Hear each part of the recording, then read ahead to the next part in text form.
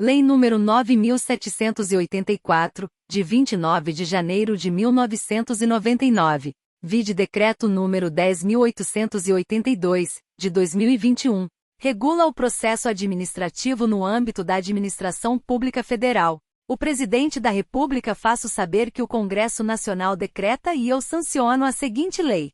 Capítulo I. Das Disposições Gerais. Art. 1º, esta lei estabelece normas básicas sobre o processo administrativo no âmbito da administração federal direta e indireta, visando, em especial, a proteção dos direitos dos administrados e ao melhor cumprimento dos fins da administração. Primeiros preceitos desta lei também se aplicam aos órgãos dos poderes legislativo e judiciário da União, quando no desempenho de função administrativa. Segundo, para os fins desta lei, consideram-se e órgão, a unidade de atuação integrante da estrutura da administração direta e da estrutura da administração indireta. Segunda, entidade, a unidade de atuação dotada de personalidade jurídica. Terceira, autoridade, o servidor ou agente público dotado de poder de decisão. Art. Segundo, a administração pública obedecerá, dentre outros, aos princípios da legalidade, finalidade, motivação, razoabilidade, proporcionalidade, moralidade, ampla defesa, contraditório, segurança jurídica, interesse público e eficiência. Parágrafo único. Nos processos administrativos serão observados, entre outros, os critérios de e atuação conforme a lei e o direito. Segunda, atendimento a fins de interesse geral, vedada a renúncia total ou parcial de poderes ou competências, salvo autorização em lei. Terceira, objetividade no atendimento do interesse público, vedada a promoção pessoal de agentes ou autoridades. Quarta, atuação segundo padrões éticos de probidade, decoro e boa-fé. V. Divulgação oficial dos atos administrativos, ressalvadas as hipóteses de sigilo previstas na Constituição. Sexta, adequação entre meios e fins, vedada a imposição de obrigações, restrições e sanções em medida superior àquelas estritamente necessárias ao atendimento do interesse público.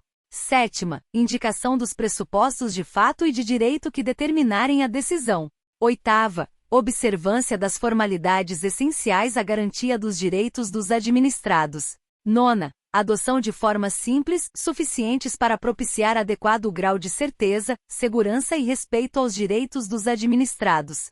X. Garantia dos direitos à comunicação, à apresentação de alegações finais, à produção de provas e à interposição de recursos, nos processos de que possam resultar sanções e nas situações de litígio. X. Proibição de cobrança de despesas processuais, ressalvadas as previstas em lei. 12. Impulsão, de ofício, do processo administrativo, sem prejuízo da atuação dos interessados. 13. Interpretação da norma administrativa da forma que melhor garanta o atendimento do fim público a que se dirige, vedada a aplicação retroativa de nova interpretação. Capítulo 2. Dos direitos dos administrados. Art. Terceiro, o administrado tem os seguintes direitos perante a administração, sem prejuízo de outros que lhe sejam assegurados, e ser tratado com respeito pelas autoridades e servidores, que deverão facilitar o exercício de seus direitos e o cumprimento de suas obrigações. Segunda, ter ciência da tramitação dos processos administrativos em que tem a condição de interessado, ter vista dos autos, obter cópias de documentos neles contidos e conhecer as decisões proferidas. Terceira, formular alegações e apresentar documentos antes da decisão, os quais serão objeto de consideração pelo órgão competente. Quarta, fazer-se assistir facultativamente por advogado, salvo quando obrigatória a representação por força de lei. Capítulo 3. Dos deveres do administrado. Art. 4. São deveres do administrado perante a administração, sem prejuízo de outros previstos em ato normativo, e expor os fatos conforme a verdade. Segunda, proceder com lealdade, urbanidade e boa-fé. Terceira, não agir de modo temerário. Quarta, prestar as informações que lhe forem solicitadas e colaborar para o esclarecimento dos fatos. Capítulo 4. Do início do processo. Art.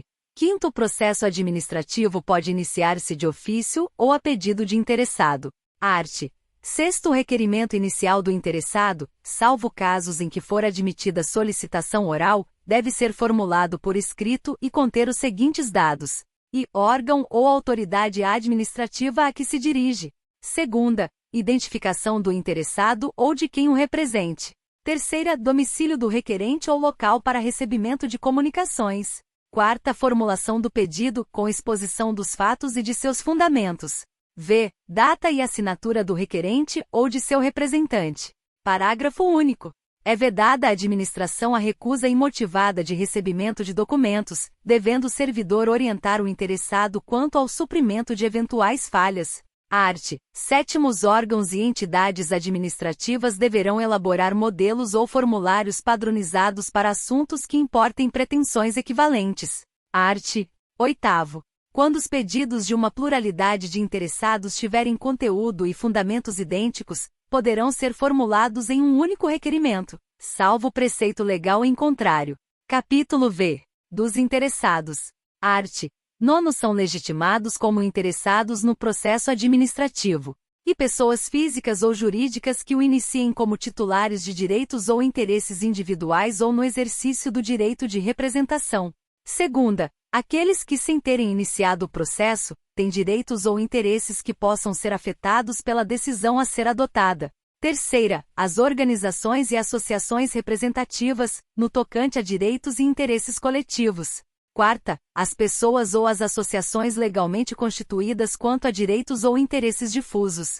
Art. 10. São capazes, para fins de processo administrativo, os maiores de 18 anos, ressalvada a previsão especial em ato normativo próprio. Capítulo 6. Da competência. Art. 11.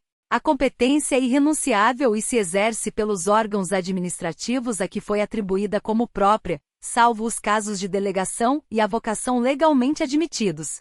Art. 12. Um órgão administrativo e seu titular poderão, se não houver impedimento legal, delegar parte da sua competência a outros órgãos ou titulares, ainda que estes não lhe sejam hierarquicamente subordinados, quando for conveniente em razão de circunstâncias de índole técnica, social, econômica, jurídica ou territorial. Parágrafo único. O disposto no caput deste artigo aplica-se à delegação de competência dos órgãos colegiados aos respectivos presidentes. Art. 13. Não podem ser objeto de delegação.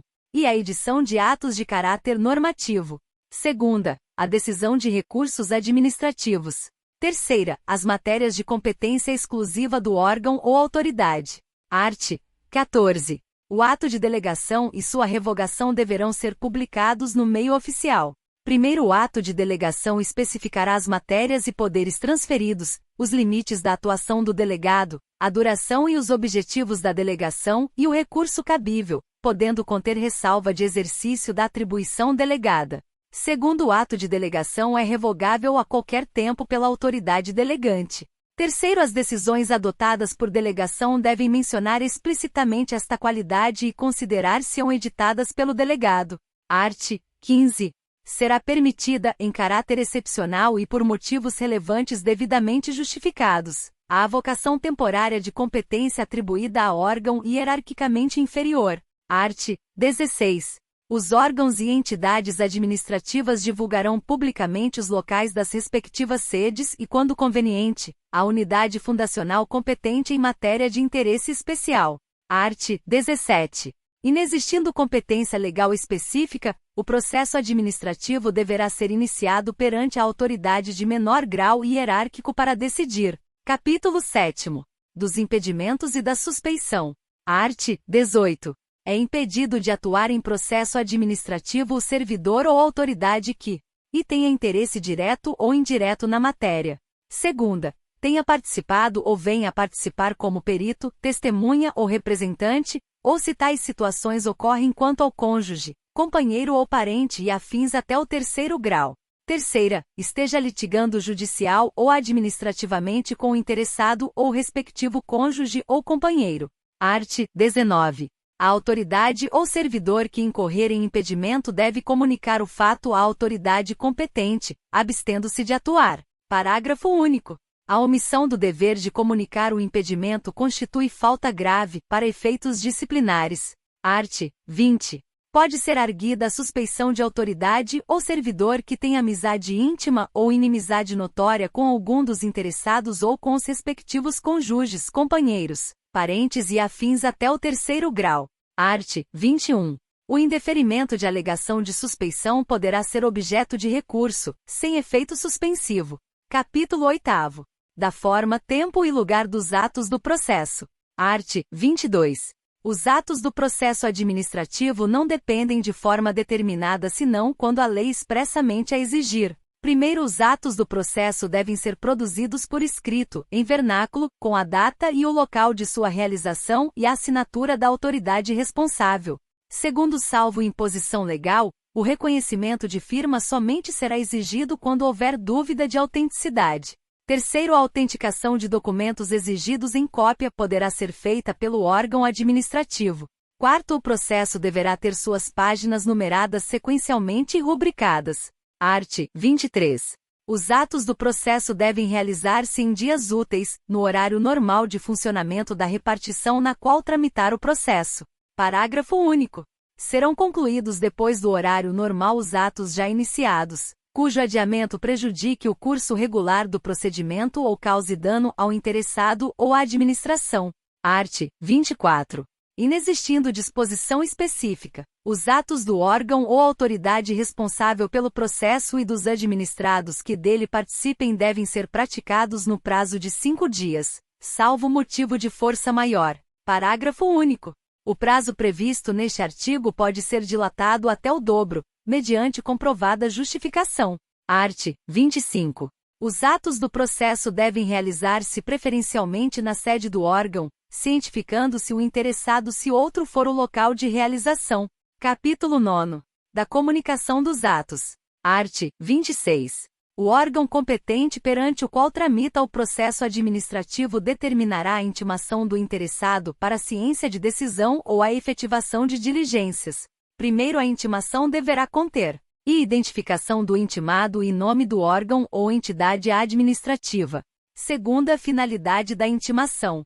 Terceira, data, hora e local em que deve comparecer. Quarta, se o intimado deve comparecer pessoalmente ou fazer-se representar. V. Informação da continuidade do processo independentemente do seu comparecimento. Sexta, indicação dos fatos e fundamentos legais pertinentes. Segundo, a intimação observará a antecedência mínima de 3 dias úteis quanto à data de comparecimento. Terceiro, a intimação pode ser efetuada por ciência no processo, por via postal com aviso de recebimento, por telegrama ou outro meio que assegure a certeza da ciência do interessado. Quarto, no caso de interessados indeterminados, desconhecidos ou com domicílio indefinido, a intimação deve ser efetuada por meio de publicação oficial. Quinto, as intimações serão nulas quando feitas sem observância das prescrições legais, mas o comparecimento do administrado supre sua falta ou irregularidade. Art. 27. O desatendimento da intimação não importa o reconhecimento da verdade dos fatos, nem a renúncia a direito pelo administrado. Parágrafo único. No prosseguimento do processo, será garantido o direito de ampla defesa ao interessado. Art. 28. Devem ser objeto de intimação os atos do processo que resultem para o interessado em imposição de deveres ônus, sanções ou restrição ao exercício de direitos e atividades e os atos de outra natureza de seu interesse. Capítulo X. Da instrução. Art. 29. As atividades de instrução destinadas a averiguar e comprovar os dados necessários à tomada de decisão realizam-se de ofício ou mediante impulsão do órgão responsável pelo processo, sem prejuízo do direito dos interessados de propor atuações probatórias. Primeiro, o órgão competente para a instrução fará constar dos autos os dados necessários à decisão do processo. Segundo, os atos de instrução que exijam a atuação dos interessados devem realizar-se do modo menos oneroso para estes. Art. 30. São inadmissíveis no processo administrativo as provas obtidas por meios ilícitos. Art. 31. Quando a matéria do processo envolver assunto de interesse geral, o órgão competente poderá, mediante despacho motivado, abrir período de consulta pública para manifestação de terceiros antes da decisão do pedido, se não houver prejuízo para a parte interessada. Primeiro, a abertura da consulta pública será objeto de divulgação pelos meios oficiais, a fim de que pessoas físicas ou jurídicas possam examinar os autos, fixando-se prazo para oferecimento de alegações escritas. Segundo, o comparecimento à consulta pública não confere por si a condição de interessado do processo, mas confere o direito de obter da administração resposta fundamentada, que poderá ser comum a todas as alegações substancialmente iguais. Art. 32. Antes da tomada de decisão, a juízo da autoridade, diante da relevância da questão, poderá ser realizada audiência pública para debate sobre a matéria do processo. Art.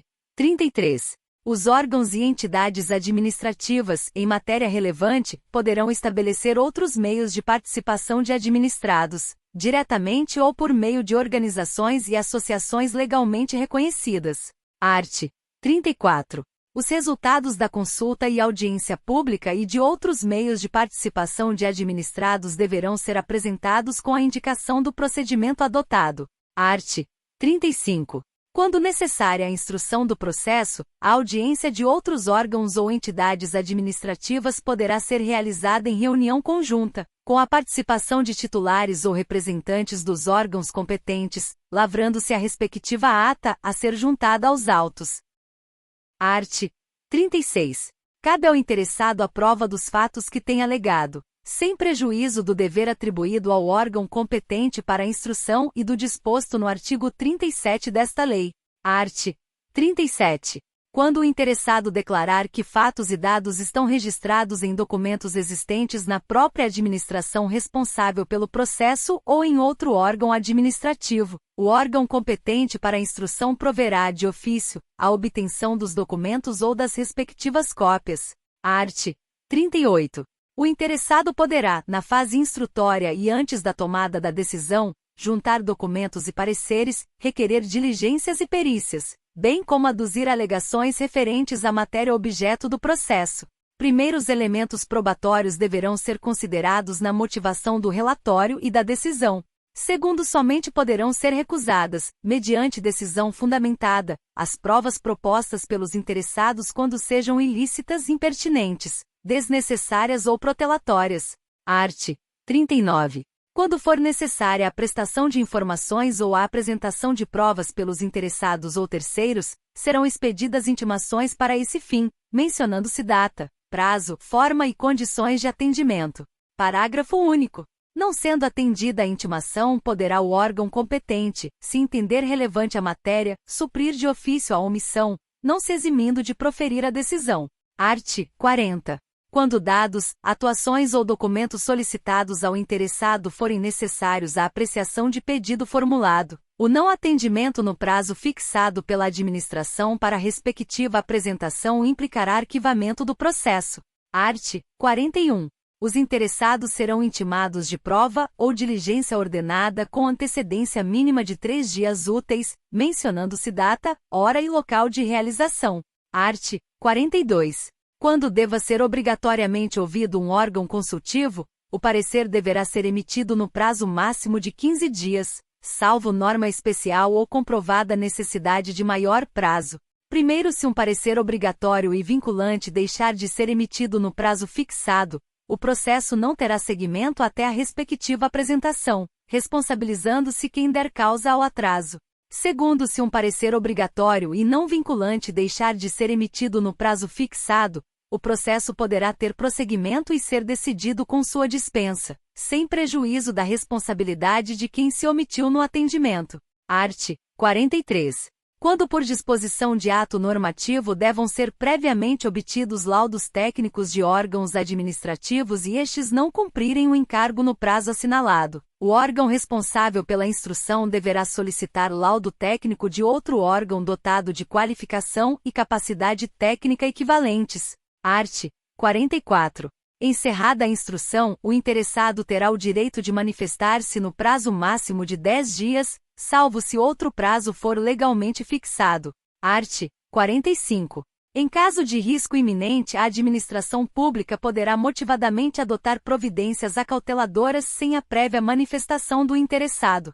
Art. 46. Os interessados têm direito à vista do processo e a obter certidões ou cópias reprográficas dos dados e documentos que o integram, ressalvados os dados e documentos de terceiros protegidos por sigilo ou pelo direito à privacidade, à honra e à imagem.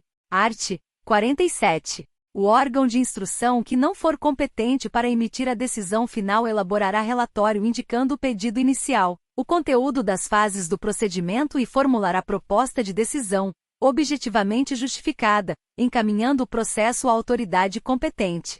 Capítulo X. Do dever de decidir. Art. 48.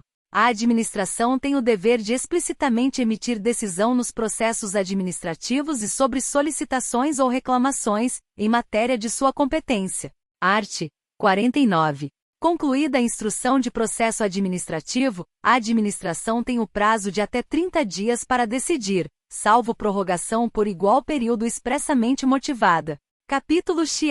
Da decisão coordenada.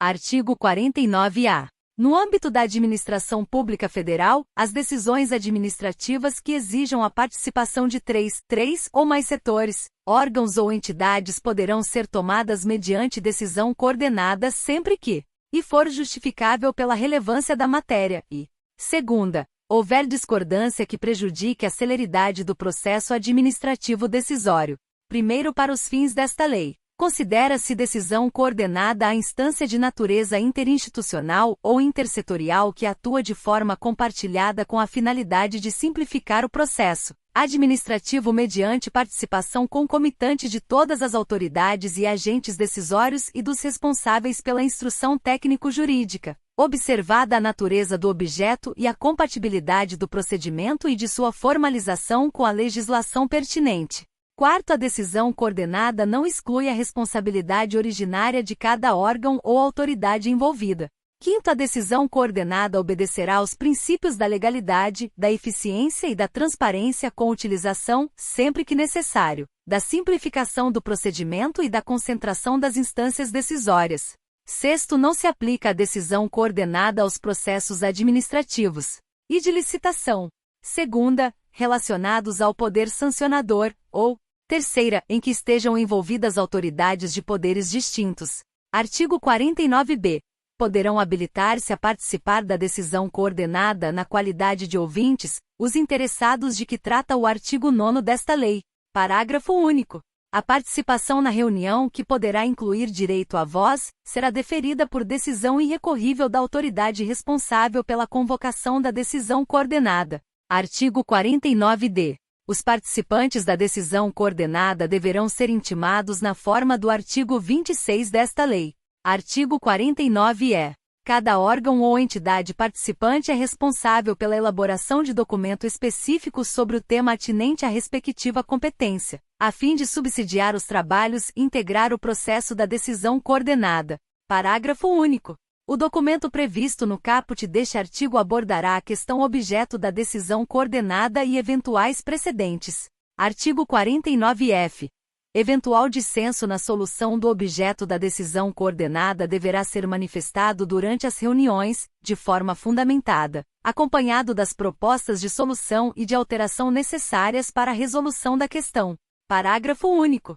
Não poderá ser arguida matéria estranha ao objeto da convocação. Artigo 49-G. A conclusão dos trabalhos da decisão coordenada será consolidada em ata, que conterá as seguintes informações e relatos sobre os itens da pauta. Segunda, síntese dos fundamentos aduzidos. Terceira, síntese das teses pertinentes ao objeto da convocação. Quarta, registro das orientações, das diretrizes, das soluções ou das propostas de atos governamentais relativos ao objeto da convocação. V. Posicionamento dos participantes para subsidiar futura atuação governamental em matéria idêntica ou similar. E. Sexta, decisão de cada órgão ou entidade relativa à matéria sujeita à sua competência. Primeiro até a assinatura da ata, poderá ser complementada a fundamentação da decisão da autoridade ou do agente a respeito de matéria de competência do órgão ou da entidade representada. Terceiro, a ata será publicada por extrato no Diário Oficial da União, do qual deverão constar, além do registro referido no inciso 4º do caput deste artigo, os dados identificadores da decisão coordenada e o órgão e o local em que se encontra a ata em seu inteiro teor, para conhecimento dos interessados. Capítulo 12. Da motivação. Art. 50. Os atos administrativos deverão ser motivados com indicação dos fatos e dos fundamentos jurídicos quando, e neguem, limitem ou afetem direitos ou interesses Segunda, imponham ou agravem deveres, encargos ou sanções. Terceira, decidam processos administrativos de concurso ou seleção pública. Quarta, dispensem ou declarem a inexigibilidade de processo licitatório. V. Decidam recursos administrativos. Sexta, decorram de reexame de ofício. Sétima, deixem de aplicar jurisprudência firmada sobre a questão ou discrepem de pareceres, laudos, propostas e relatórios oficiais. Oitava, importem anulação, revogação, suspensão ou convalidação de ato administrativo. Primeiro, a motivação deve ser explícita, clara e congruente, podendo consistir em declaração de concordância com fundamentos de anteriores pareceres, informações, decisões ou propostas que, neste caso, serão parte integrante do ato. Segundo, na solução de vários assuntos da mesma natureza, pode ser utilizado meio mecânico que reproduza os fundamentos das decisões, desde que não prejudique direito ou garantia dos interessados. Terceiro, a motivação das decisões de órgãos colegiados e comissões ou de decisões orais constará da respectiva ata ou de termo escrito. Capítulo 13. Da desistência e outros casos de extinção do processo. Art. 51. O interessado poderá, mediante manifestação escrita, desistir total ou parcialmente do pedido formulado ou, ainda, renunciar a direitos disponíveis. Primeiro, havendo vários interessados, a desistência ou renúncia atinge somente quem a tenha formulado. Segundo, a desistência ou renúncia do interessado, conforme o caso, não prejudica o prosseguimento do processo, se a administração considerar que o interesse público assim o exige. Art. 52. O órgão competente poderá declarar extinto o processo quando exaurida sua finalidade ou o objeto da decisão se tornar impossível, inútil ou prejudicado por fato superveniente. Capítulo 14. Da anulação, revogação e convalidação. Art. 53. A administração deve anular seus próprios atos quando eivados de vício de legalidade, e pode revogá-los por motivo de conveniência ou oportunidade, respeitados os direitos adquiridos. Art. 54. O direito da administração de anular os atos administrativos de que decorram efeitos favoráveis para os destinatários decai em 5 anos, contados da data em que foram praticados, salvo comprovada má-fé. Primeiro, no caso de efeitos patrimoniais contínuos, o prazo de decadência contar-se-á da percepção do primeiro pagamento. Segundo, considera-se exercício do direito de anular qualquer medida de autoridade administrativa que importe impugnação à validade do ato. Art. 55.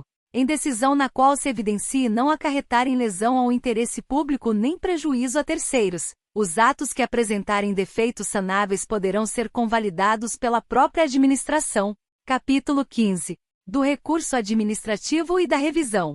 Art. 56. Das decisões administrativas cabe recurso, em face de razões de legalidade e de mérito. Primeiro, o recurso será dirigido à autoridade que proferiu a decisão, a qual, se não a reconsiderar no prazo de 5 dias, o encaminhará à autoridade superior. Segundo, salvo exigência legal, a interposição de recurso administrativo independe de caução.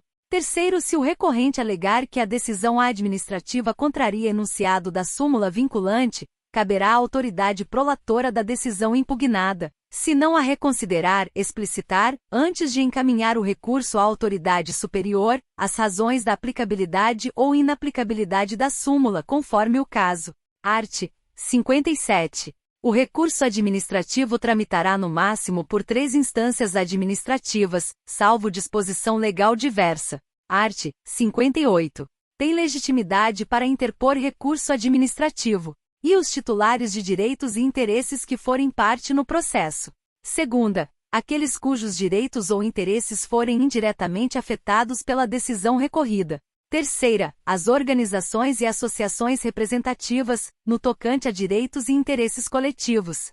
Quarta, os cidadãos ou associações, quanto a direitos ou interesses difusos.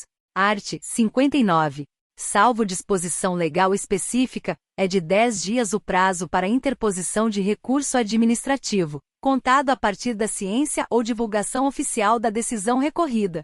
Primeiro, quando a lei não fixar prazo diferente, o recurso administrativo deverá ser decidido no prazo máximo de 30 dias, a partir do recebimento dos autos pelo órgão competente. Segundo o prazo mencionado no parágrafo anterior, poderá ser prorrogado por igual período, ante justificativa explícita. Art. 60. O recurso interpõe-se por meio de requerimento no qual o recorrente deverá expor os fundamentos do pedido de reexame, podendo juntar os documentos que julgar convenientes. Art. 61. Salvo disposição legal em contrário, o recurso não tem efeito suspensivo. Parágrafo único. Havendo justo receio de prejuízo de difícil ou incerta reparação decorrente da execução, a autoridade recorrida ou a imediatamente superior poderá, de ofício ou a pedido, dar efeito suspensivo ao recurso. Art. 62. Interposto o recurso, o órgão competente para dele conhecer deverá intimar os demais interessados para que no prazo de 5 dias úteis, apresentem alegações. Art. 63. O recurso não será conhecido quando interposto, e fora do prazo. Segunda, perante órgão incompetente. Terceira, por quem não seja legitimado. Quarta, após exaurida a esfera administrativa. Primeiro, na hipótese do inciso segundo, será indicada ao recorrente a autoridade competente, sendo-lhe devolvido o prazo para recurso. Segundo, o não conhecimento do recurso não impede a administração de rever de ofício o ato ilegal, desde que não ocorrida preclusão administrativa. Art. 64. O órgão competente para decidir o recurso poderá confirmar, modificar, anular ou revogar, total ou parcialmente, a decisão recorrida, se a matéria for de sua competência. Parágrafo único. Se da aplicação do disposto neste artigo puder decorrer gravame à situação do recorrente, este deverá ser cientificado para que formule suas alegações antes da decisão. Artigo 64-A. Se o recorrente alegar violação de enunciado da súmula vinculante, o órgão competente para decidir o recurso explicitará as razões da aplicabilidade ou inaplicabilidade da súmula, conforme o caso. Artigo 64-B. Acolhida pelo Supremo Tribunal Federal a reclamação fundada em violação de enunciado da súmula vinculante, dar-se-á ciência à autoridade prolatora e ao órgão competente para o julgamento do recurso, que deverão adequar as futuras decisões administrativas em casos semelhantes, sob pena de responsabilização pessoal nas esferas civil, administrativa e penal. Art. 65. Os processos administrativos de que resultem sanções poderão ser revistos, a qualquer tempo, a pedido ou de ofício, quando surgirem fatos novos ou circunstâncias relevantes suscetíveis de justificar a inadequação da sanção aplicada. Parágrafo único. Da revisão do processo não poderá resultar agravamento da sanção. Capítulo 16. Dos prazos. Art. 66. Os prazos começam a correr a partir da data da cientificação oficial, excluindo-se da contagem o dia do começo e incluindo-se o do vencimento.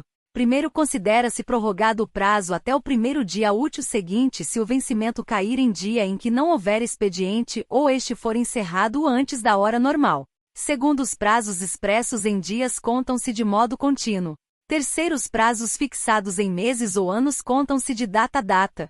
Se no mês do vencimento não houver o dia equivalente àquele do início do prazo, tem-se como termo o último dia do mês. Art. 67. Salvo motivo de força maior devidamente comprovado, os prazos processuais não se suspendem. Capítulo 17. Das sanções. Art. 68.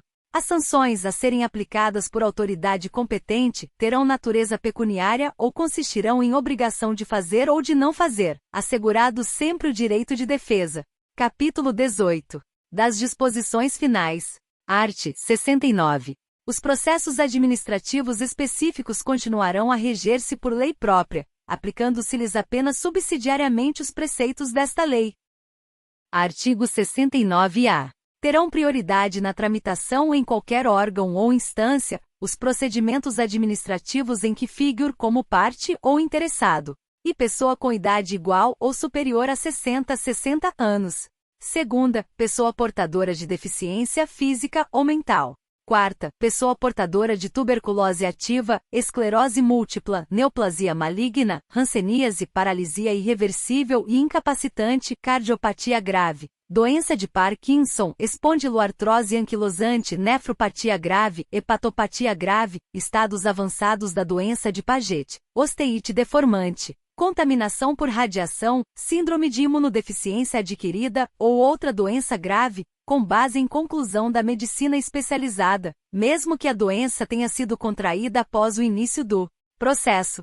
Primeiro, a pessoa interessada na obtenção do benefício, juntando prova de sua condição, deverá requerê-lo à autoridade administrativa competente, que determinará as providências a serem cumpridas.